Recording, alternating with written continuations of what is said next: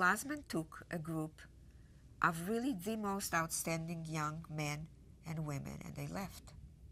They were so really hurt that this could happen to a group that was so dedicated, that was so knowledgeable, that had all the potential to do everything that was asked of resistors to do, that they left. They left to go to the other groups that left Vilno and went to Rudniki, to the forests, to the Puszcza Rudnicka was called. In English, they call it Rudniki. And on the way, they ended up, they met up with an ambush, and they were all killed.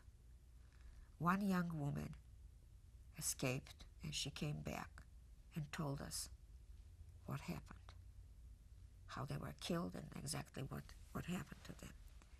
And very shortly, after we were dispersed within the groups, I was always within this, with the Russian unit, with the Jews that were remained in the Kalainsky Otrad.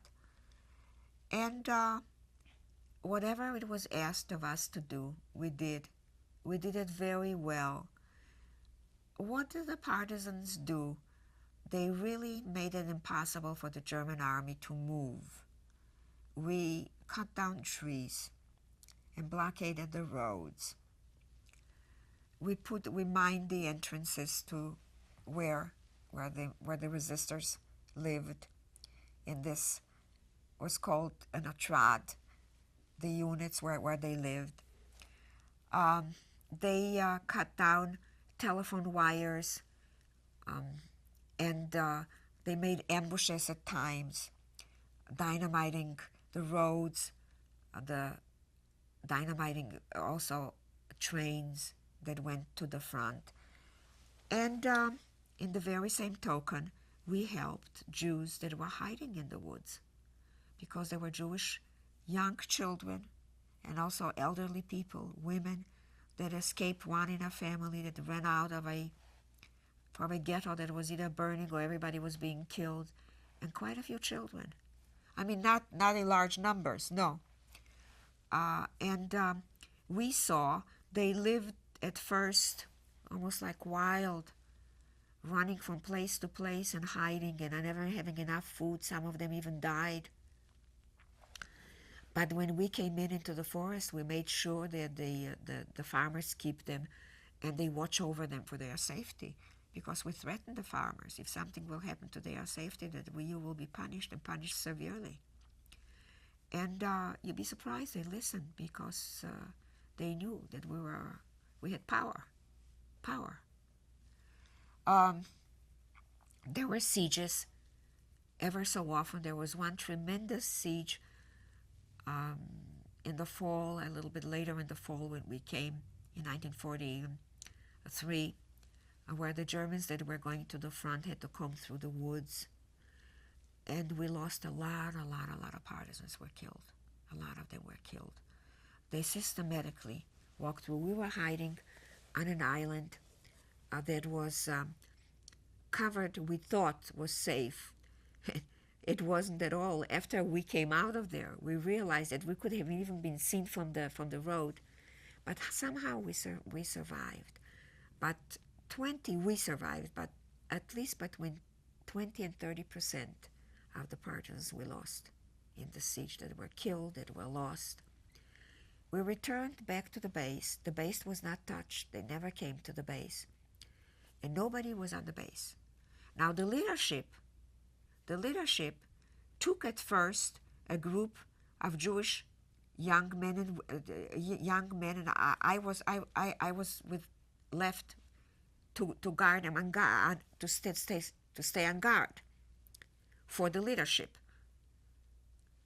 And after the danger really came, that they realized that they cannot travel in a group with more than 2 or 3 of them, they ran away, hiding someplace with farmers. They changed their clothes. After all, they were Russians, they were Christians, so they didn't have this danger of being Jews and hiding among farmers, and left this band, all of us, and told us each and every one to go and look out for ourselves. And it'll be over to come back to the base. We came back to the base, and we found, for a while, no one. After a while, the leadership came, and they start dropping new leaders from behind the enemy lines to be our leaders. And we began to grow in numbers, and everybody was armed because the arms were being dropped from behind the enemy lines. We made an airport, an airdrome-like, where we cleared out part of a forest. And at night, on four corners of this meadow, we would light fires for the planes to identify where to drop the shipment of arms. So Jews and no Jews, everybody got armed. The others always were armed. It's just the Jews, always the Jews. And time went on.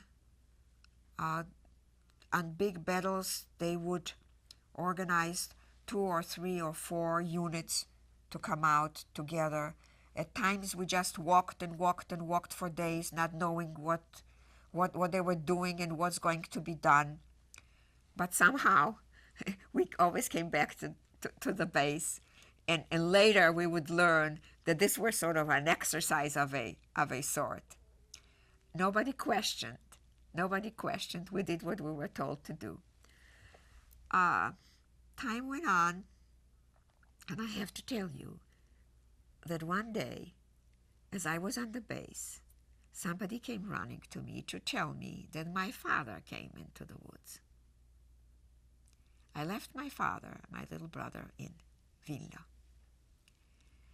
When one of the groups went, the guides went to Vilna, I begged one of them, begged to tell my father that I am alive and that I am in the Naroch woods. He told my father. He went to my father. I told him the floor. I told him the house where we were. And my little brother was caught in the street in Vilna while they were grabbing the people, and was sent to a labor camp in Estonia, and then ended up in Stutthof concentration camp.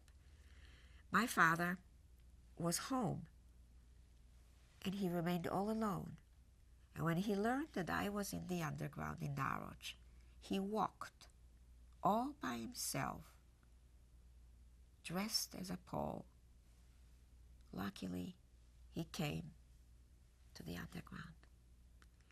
He lived in a hut that we provided him, he and 3-4 more people that lived there, that we provided food for them. And safety.